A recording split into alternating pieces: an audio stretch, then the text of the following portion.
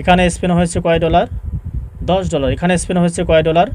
$10। তার মানে হচ্ছে $10 কনফার্ম স্পেন হবে, যেহেতু ডেইলি বাজেট টার্গেট করে দিয়েছেন $10।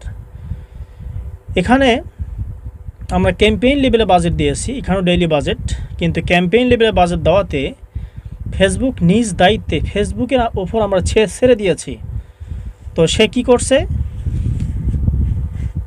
প্রোডাক্ট অনুযায়ী যেখানে কাস্টমার আছে সেখানে খুঁজে বের করে সেখানেই মূলত বর্তমান আপনারা জানেন এআই ওপর নির্ভর করে এর অ্যালগোরিদম যেটা আছে সুন্দরভাবে যেখানে কাস্টমার আছে সেখানে সেল বেশি দিয়েছে এবং সেখানে ডলারও খরচ বেশি করেছে, আপনারা অবশ্যই দেখতে পাচ্ছেন। এজন্য এখানে আমরা যারা দেখতে পারলাম এবিও লেভেলে বাজেট নির্ধারণ না করে সিবিও লেভেলে বাজেট নির্ধারণ করা উচিত, আপনারা অবশ্যই বুঝতে পেরেছেন।